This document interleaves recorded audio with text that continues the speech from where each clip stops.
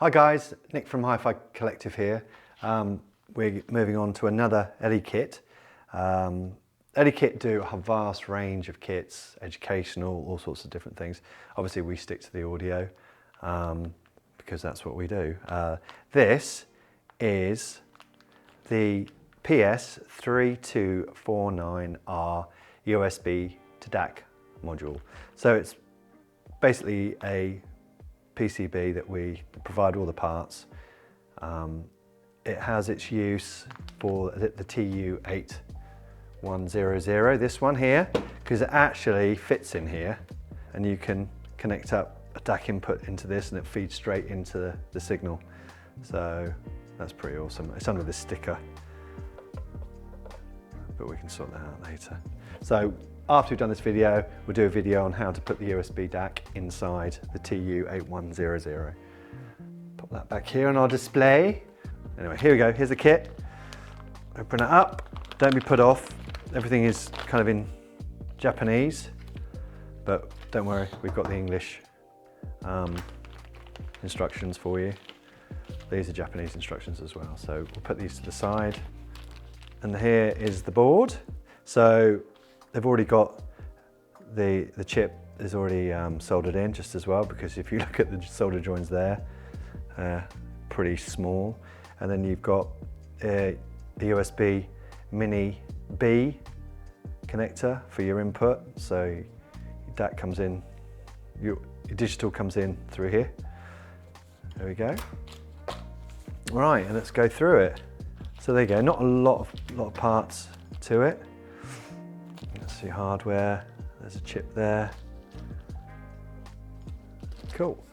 So what does it suggest first? So the silly thing with the instructions, you've got page 1 there, page 2 there, there's page 8, so just be aware the instructions are a bit all over the place. Just gonna flick through. So, gonna populate the board now. Let's go through the resistors first. I'm going to open up all the bags and just put the bits to the side. You're going to have to rely on your eyes for colour coding on the resistors. One bag. So the power supply for this comes from your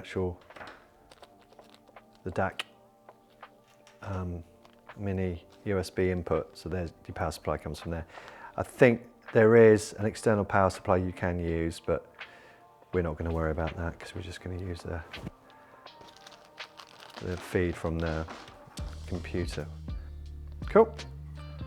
Right, so start at the very top for R7, which looks like this one. So R15, R16. Obviously resistors, doesn't really matter which way around they go.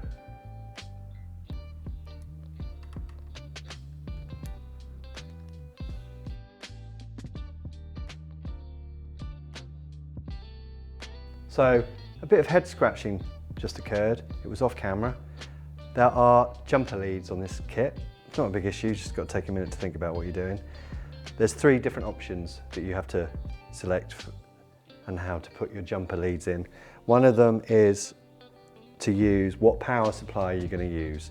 Are you going to use the power coming from your USB, or are you going to use the external power supply, which involves this bit here. Now Elekit don't provide any of these bits here for the power supply internally, so therefore, you know, we're not going to use it anyway. We just want to use the USB. I mean, that's what I personally would use it for. So that's the power supply. That's all good. So we have to set up some jumper leads correctly for that. The next one is, are you going to use an external clock and digital output? So we're not using the external clock, we're using the internal one. So therefore, you know, there's the settings on there. And then the other one is, are you going to use the jack here, which is a 3.5 jack for your output, or are you going to use There's 3 pins here for your left, right, channel and ground. You can actually use both, so we're going to do that setting because we want to illustrate this DAC can be used, you know, just as a DAC, or we can shove it in the TU8100. So we're going to set it up for both. Cool. So it doesn't provide any kind of wires for jumpers. It just says use the resistor wires. So I'm going to solder up this now, so we're going to keep the leads out for the jumpers.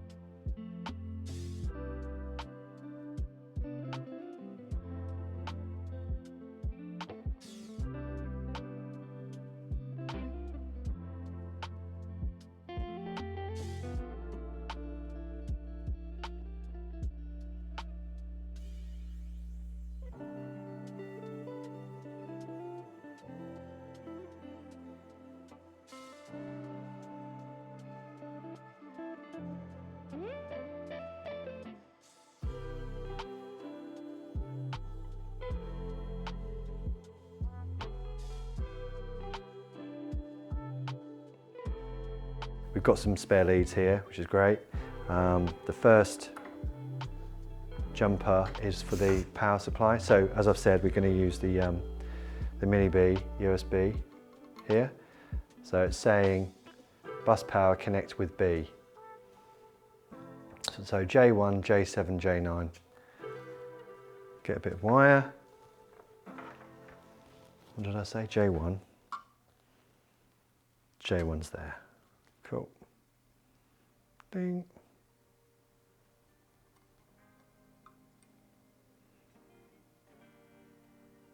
When I've used jumpers before, never really used bits of wire. It's usually just those connectors with a female part, and you push the jumpers in. But this is probably better to do it this way. But it just means that if you mess it up, it's a bit awkward to fix it up again. So I'm going to leave a little space just in case I need to remove them. So that's J1 done, and that's connected with B. Brilliant. J7, which is that's J9, J11. There. Cool. So J7 with B.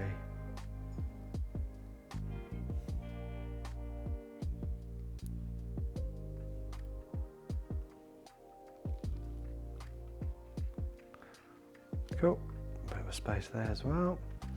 And then J9 with B.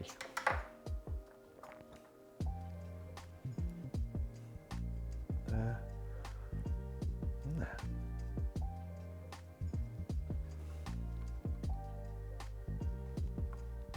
Cool, that's done.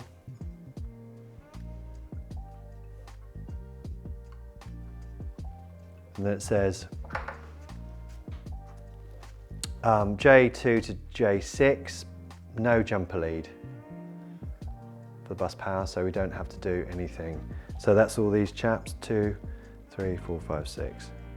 Well, where's 6? J6 is somewhere, it doesn't really matter, we're not connecting it. So that's the power supply jumpers done.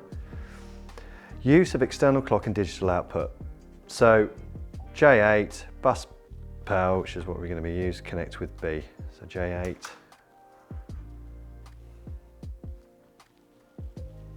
J8.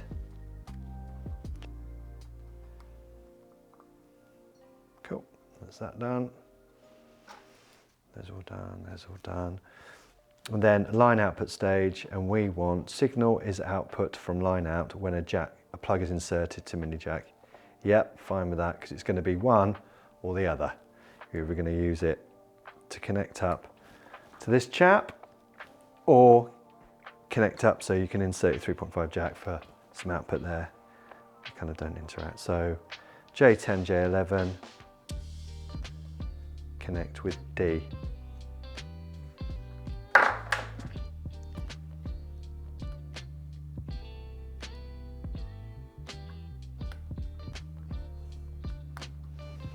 Cool. And J11, D as well.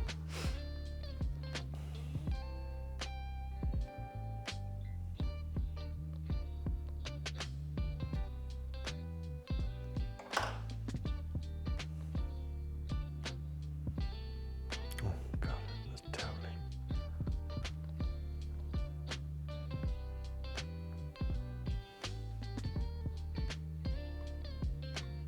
Just noticed that this resistor's a bit poorly put in. Give that a push.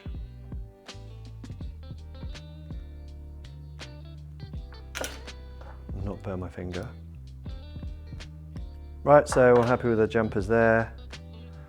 Just solder them. So you can take this DAC to many different levels. You know, your own clock, your own power supply. Pretty good. But the only problem is, once you've done these jumpers, they're a bit of a pain to get the wires out. I'm not going to cut them too short though. Don't drop the board, like I just did.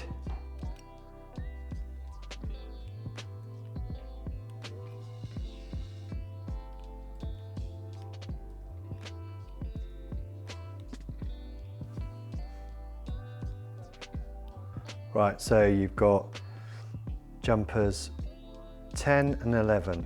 So what these jumpers do, basically when you've got something inserted in here, when that's put in, yeah, it's not going to cut off the signal there. The reason being is I want to put this, illustrate that this board can be used externally, yeah, getting a source from a 3.5 jack. And after I've done that, I want to put it in the TU8100 for its lifespan. And then you've got jumpers on J8, which is here.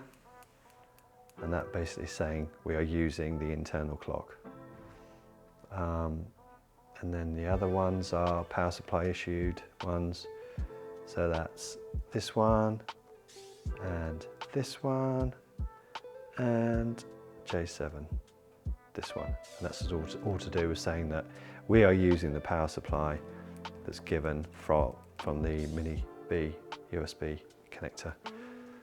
Hopefully that's right, I don't know until I've turned it on. I'm sure it will be.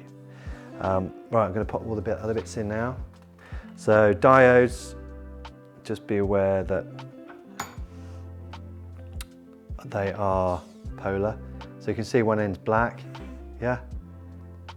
That's the cathode, the black side, yeah? You got that in here. So let's see where the diode goes. D1, there's only one diode. And let's look for it. There we go. Cool. So that lines up with that. So the line there, that signifies the cathode, which is the black line there. So that's a symbol for a diode. And it says D1 as well, so it's going to go in there.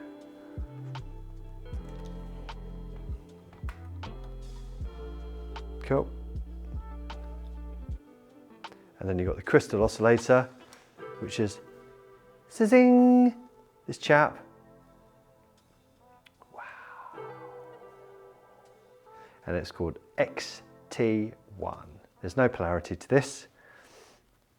So either way round. I've got to find a hole though. XT1. There you go, found it. So there she goes in there, next to the chip. Then you've got two ceramic caps, which are these brown jobbies. The 33 picofarad C5, C6.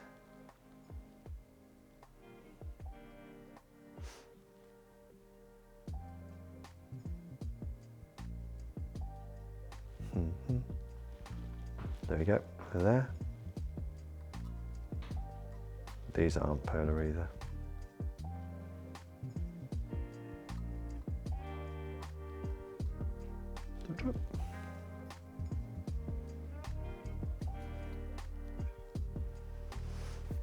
Right, then we've got a transistor, this chap.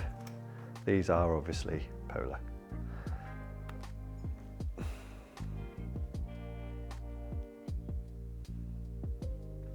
Q1 it's called, Q1. Now, the transistor is called Q1. So the actual ident, the screen print on the board, is covered by the pads, so you can actually see a D. Yeah, that curved bit correlates to putting it this way, like that. See?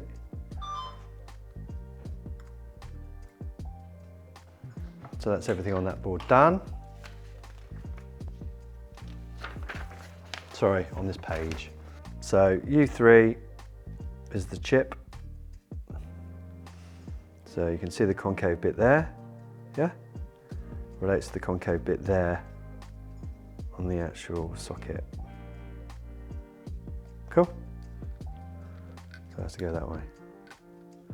Right, I'm going to flip this over because these easily fall out.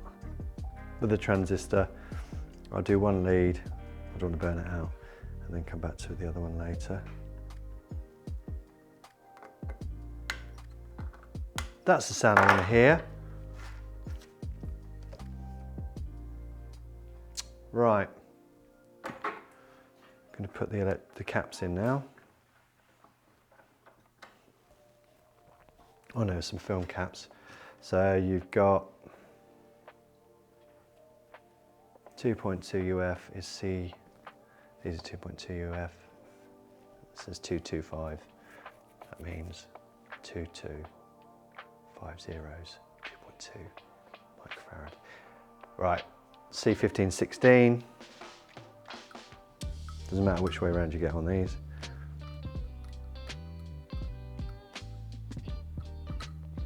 Cool.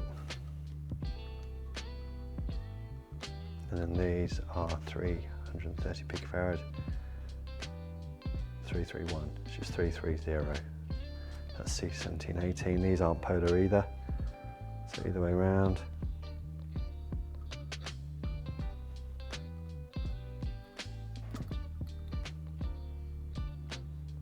Cool.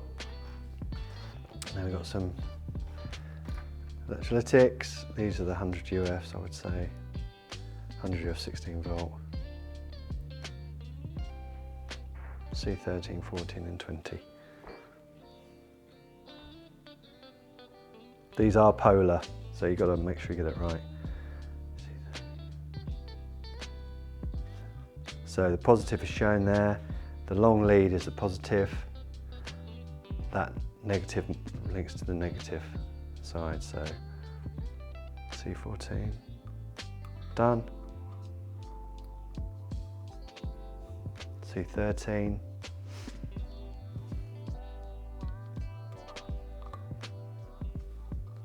done. C20,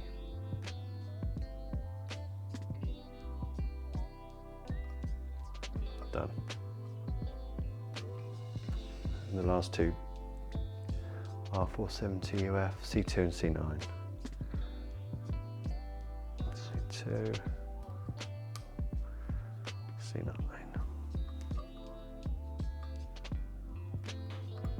If you get them the wrong way around, they'll blow up. So be careful. Cool, let's solder those puppies in.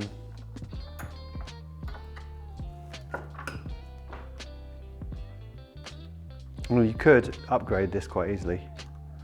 Just put some better bits in, especially the caps, the electrolytics.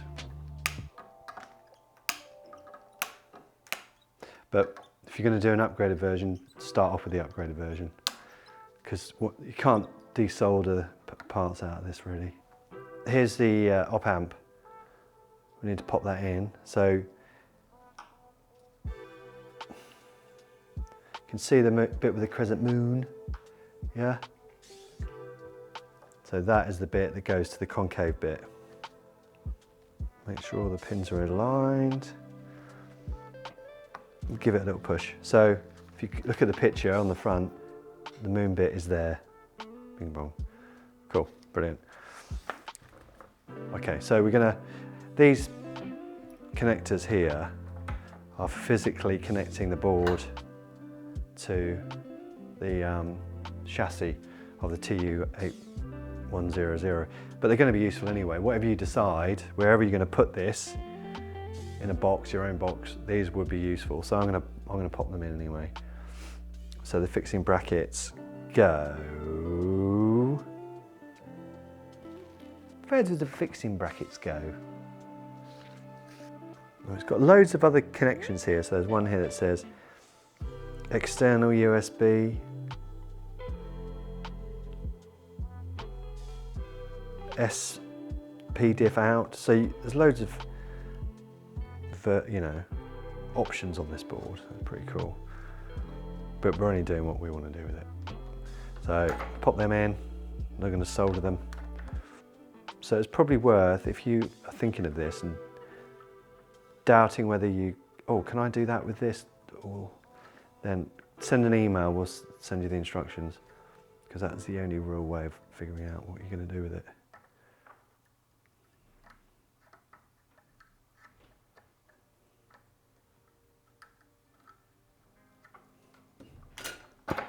Sweet, so that's all done. So we are now at the stage where we want to illustrate to you guys what you can do with this. If we're not going to fit this jack, because ultimately this board is going to sit in the TU8100, but I'm not a big fan of having the 3.5 jack on there. I prefer to use an RCA socket.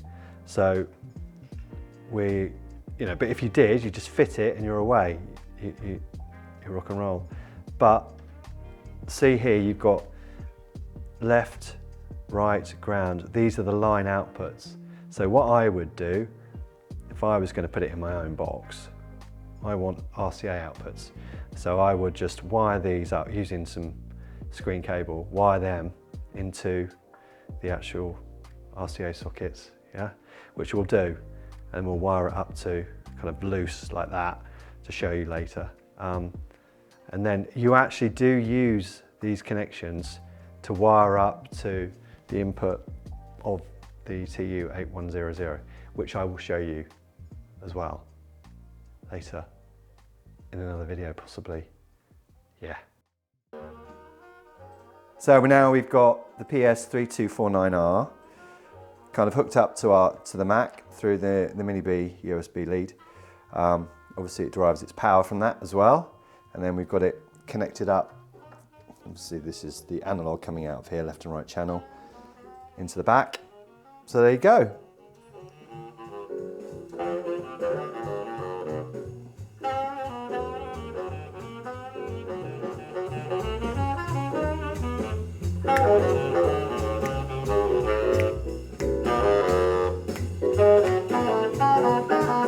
So yeah, sounds pretty good.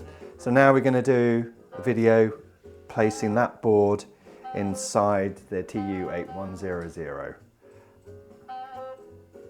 Just before I sign off, I want to say a big thank you for watching our videos. Like and subscribe and follow us on all the social network platforms. See you later.